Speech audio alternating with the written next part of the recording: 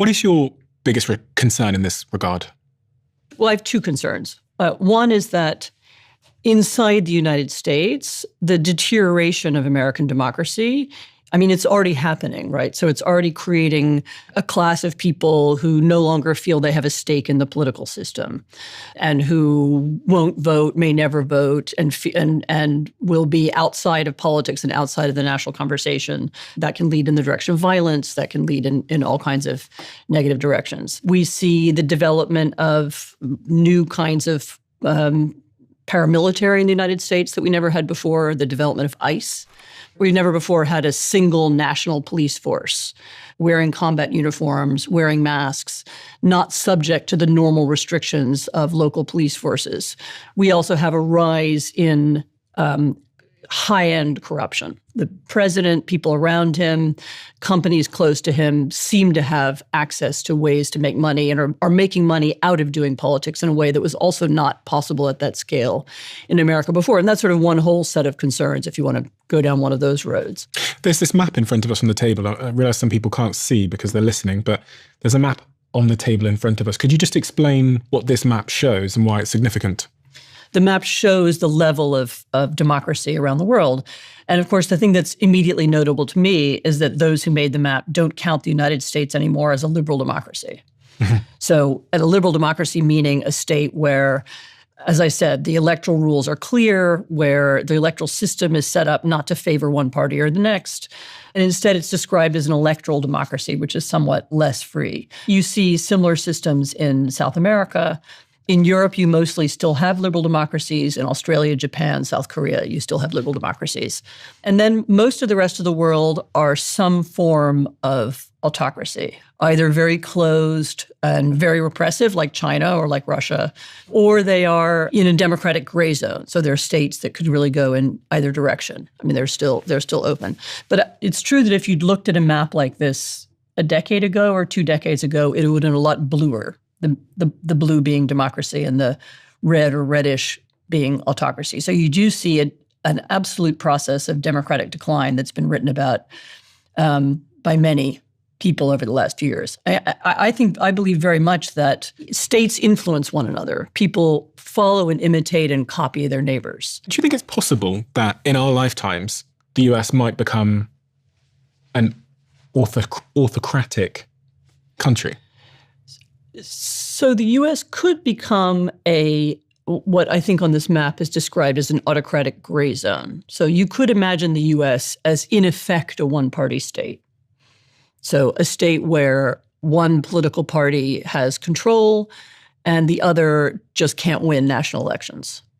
You already have this system of, we call it gerrymandering, where electoral districts are being written in such a way as to favor one party or another. The effect of that also is that once you have people who don't really have to contest elections anymore, then you have corruption. Because if you're going to win anyway, why do you have to worry about your constituents?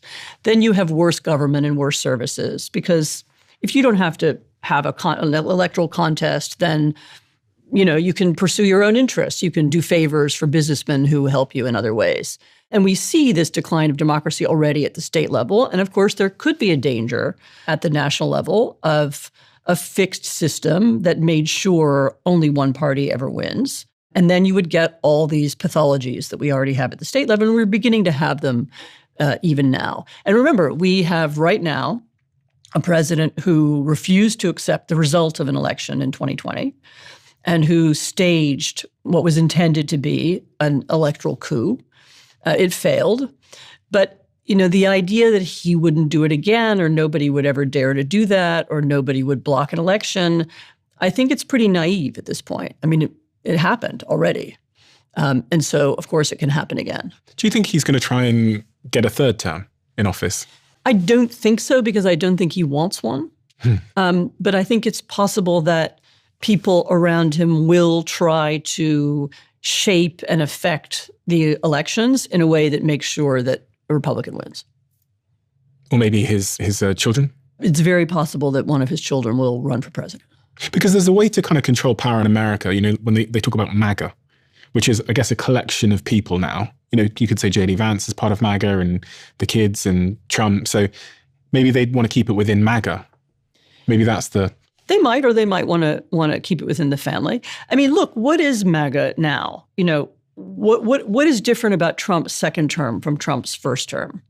So one of the things that happened after January the 6th, after the attack on the Congress, was that many of the people who'd been around Trump, Republicans, people who do foreign policy, people who do domestic policy, left. They said, right, this is too much for us. You know, we're American patriots.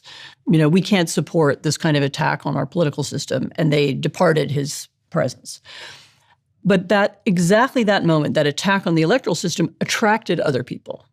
So for different reasons, people who disliked the American political system, who don't like democracy, don't like liberal democracy, thought it was leading America in a left-wing direction. Some of them have political reasons. They were attracted to Donald Trump because they said, right, this is somebody who has the nerve to try and overthrow the system, and we like that. And they're not all the same. They have different views. So there's a tech authoritarian group who want influence over the American political system because it's good for their businesses and because they don't get the point of democracy anyway, and they think they should be in charge. There's a kind of Christian nationalist group who think the United States should not be a secular state. It should be a Christian state, and they are interested in taking over the system with that end. And then there's a traditional MAGA group who think the United States should be run by the people who used to run it, you know, kind of white Christian people of a certain kind, and they want to bring the United States back in that direction. So there are different views, and they don't all agree with each other, but they do agree that the system requires radical change. And that's the difference between the first and second term. So Trump's first term, I think he has never cared much one way or the other for American democracy. He personally sees himself as someone who should be allowed to act in any way he wants. He doesn't like any kind of constraint. He admires foreign leaders who have no constraints. But he was one way or another constrained in his first term by the system. And now he's surrounded himself by people who are seeking to help him avoid those constraints. And that's new. I think when we have these conversations, we assume that everybody agrees that democracy is the better path. Sure. And that they understand the downsides of an autocracy. So there are different kinds of autocracies, to be clear, and some are more repressive than others. The main thing that you would notice, the first thing that you would notice, would be the absence of the rule of law. Rule of law means that judges and courts and the legal system make decisions based on the Constitution or on the laws. And in an autocracy, you have rule by law. And that means that the law is what the person in power says it is. Mm-hmm. And so if you did a program, for example, and someone on your program said something that was offensive to the leader of the country, you could be arrested and you could be put on trial. And instead of the court saying, right, we've looked at this case, and according to the law, in the law it says we have freedom of speech and you can do whatever you want, somebody could ring up from the Kremlin or from the White House or from whatever is the leadership of your country and say, no, actually, we want this guy in jail, and we don't care what the courts think. And that's the big difference. Here, I'll tell you a real story that happened in Hungary when Hungary was going down the road in the direction of a one-party state. You can be the CEO of a company, and people can come and knock on your door, and they can say, we would like you to sell us a majority share in your company. And you say, no, why should I let you do that? My company, I built it, I invested in it, I don't want to sell it. And then, okay, so what happens the next day? Somebody breaks the windows of your house. A few days later, your children are harassed on the way to school. People who work for you start having legal problems. This or that, some kind of mortgage issue or and suddenly your company encounters regulatory issues. There's a tax inspection. And one by one, the state finds a way to harass you, to harass your company, your workers, so that eventually you say, okay, I give up, I sell, and I'm leaving the country. And this happened to somebody I know. Sounds like Anthropic in the United States recently, where Anthropic, the AI company, refused to give the United States access to its AI under certain conditions. And then very quickly, Pete Hegseth did a post, I think, and Donald Trump did a post basically saying that they were going to restrict their ability to work with the government. We aren't used to the idea that the government decides which companies thrive and which ones die. So once you have an autocratic state that can do what it wants legally, then it can decide which companies succeed. It can base government contracts, which are very important in every country, not on who's the best company or not on some kind of blind procurement process, but on who's your friend.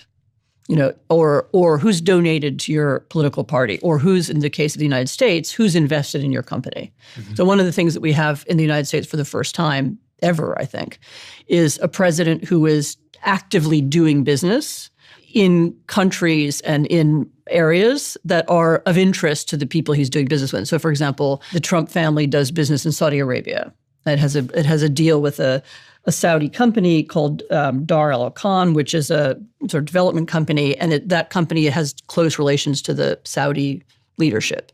The Saudi leadership is interested in deals with the United States, but political arrangements with the United States, and the money is going into the Trump family coffers in order to make a better arrangement for the country of Saudi Arabia. So it's a way in which, because we have a declining democracy and because we have an increasingly kleptocratic system, decisions are being made by the President of the United States, by the White House, not based on what's good for Americans, but on what's good for his company. And that if you look at Russia, that's exactly how the political system works there. If you look at China, China's more complicated. It's a bigger country. It's more sophisticated. But even there you have, again, decisions made not for the welfare of the Chinese people, but for the ruling party, for the Communist Party. And we have two jars of money here. This was Trump's net worth when he went into office, $2.3 billion, reportedly. And this is his net worth now, just 2 years later. $6.5 billion. Looks like being a president is a profitable job. So that has never happened before. This is completely new in American history. There have been presidents there have been whiffs of corruption around them. There's been, presidential relatives who've tried to trade off the president's name. But we've never had a president running businesses while in office. And as I said, in such a way that the people with whom he's doing business are hoping to benefit politically or in other ways.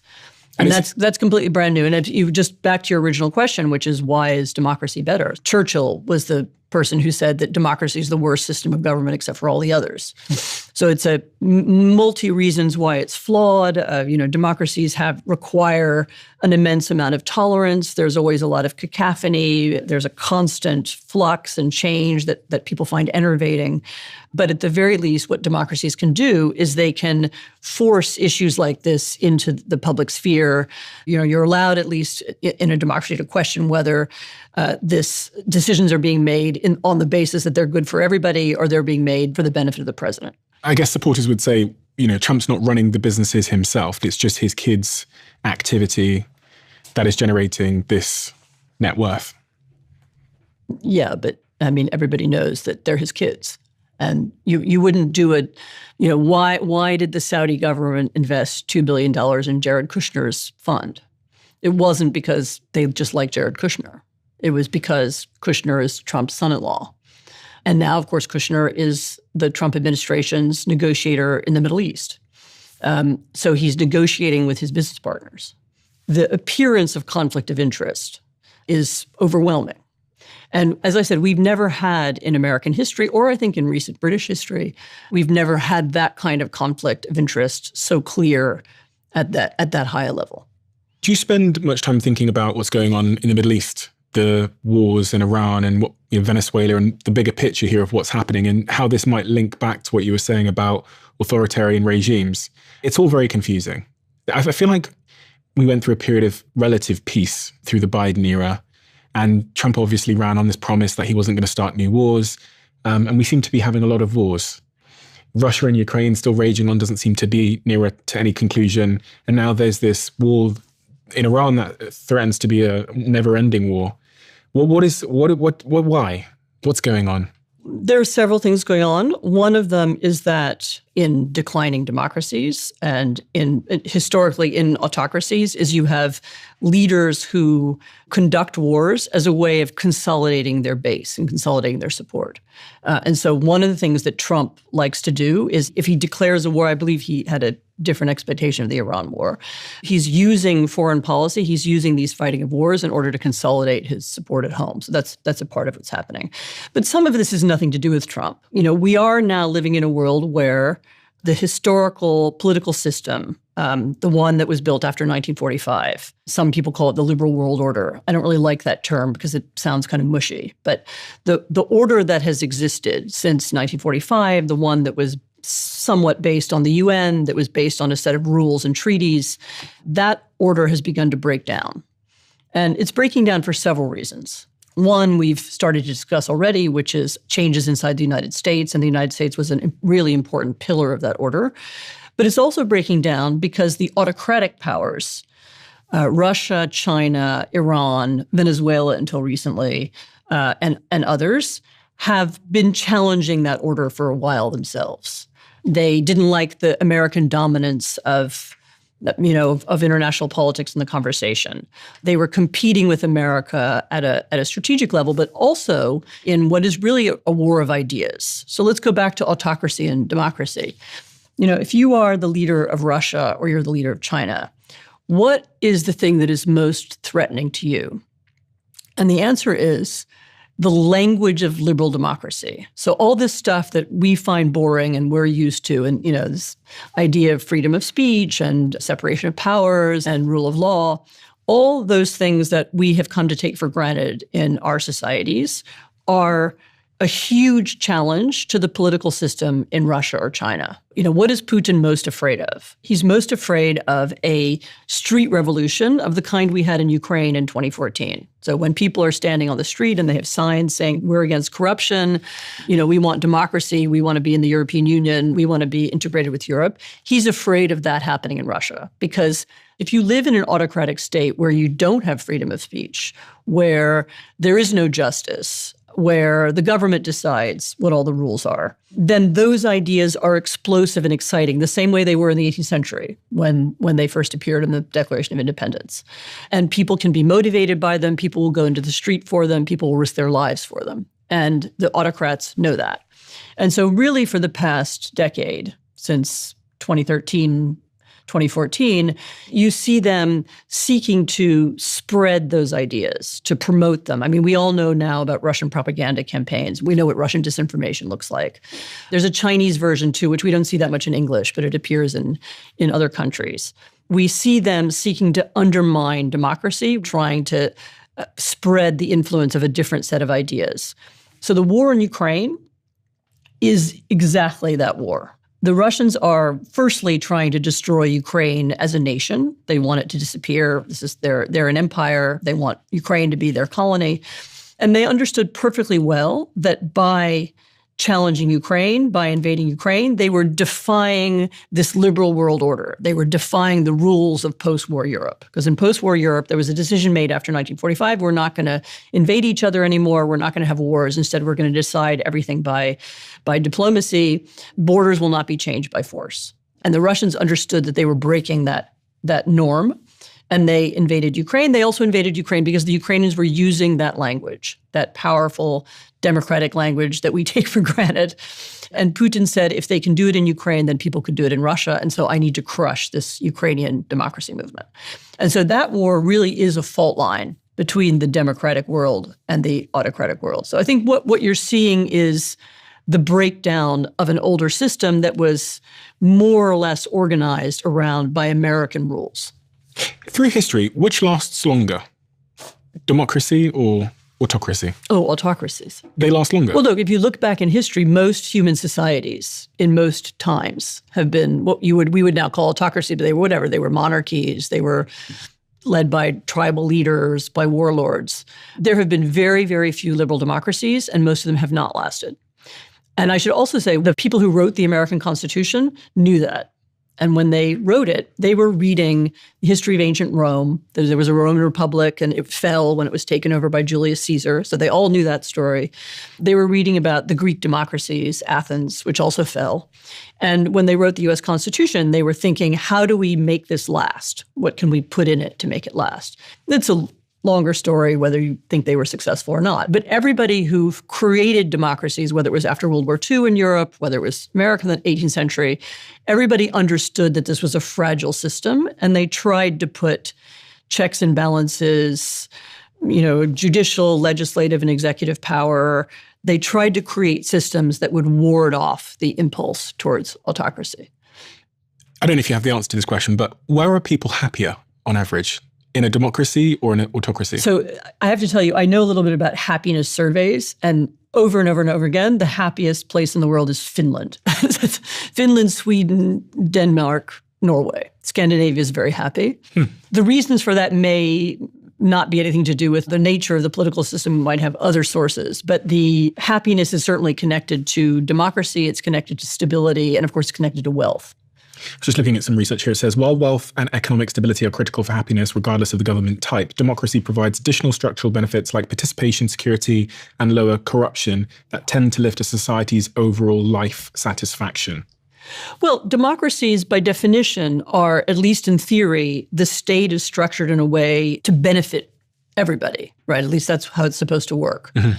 So whether it's a national healthcare system or whether it's a system of roads and railroads, the state is building things that are designed to serve everybody. In an autocracy, that doesn't necessarily happen. So in Russia, ordinary Russians have no influence on that decision. They have no way of expressing their views. They can't say what they think. They have no ability to influence the state. They can't say, well, actually, hey, we'd like to build a hospital instead of bombing another city in Ukraine. And so they have very little ability to change the system. And that of course, creates frustration and unhappiness. If that is true, and this is why I asked the question, if it's better for the people, and at some degree, I think if informed people would choose it, which I think is, and I say the word informed because I understand in a lot of these countries where they don't have democracy, that I'm now using don't have democracy instead of having to say that word again, they limit the access to information so that people don't know what they're missing out on, I guess, or don't have those potentially disruptive ideas. They're not exposed to them on their phones or devices. I would think a person would choose to live in a democracy if given the choice and the information. I would think so. Although, there are other, there's a deep human need for a sense of stability and security. And hierarchy for some people. And it's true that authoritarians seem to offer that. In a democracy, you do have this constant change of leaders. There's more demands on citizens. You have to participate. If you care about your country, it's not just enough to vote. You need to be involved in politics in some way. And autocracies, I think falsely offer stability. And so the argument of the Russian and Chinese governments and the argument they make in those social media campaigns that they run inside the US or the UK or Europe is exactly that. Authoritarianism, stability, safety, traditional values, hierarchy, and there are people for whom that's deeply appealing. So I wouldn't discount that instinct. And when people like that are also able to control information, when they control the security services, when they monopolize the use of violence, they can be very hard to undo, even if the majority of the country wants something different.